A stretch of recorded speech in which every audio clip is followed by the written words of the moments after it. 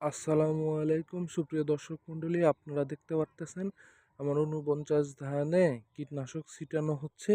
আর আমি ব্যবহার করতেছি ওয়ান স্টপ, মাছ ধরার জন্য ওয়ান স্টপ। এর সাথে সাপোর্ট হিসাবে শিমলা ব্যবহার করতেছি, শিমলা 55 ইঞ্চি।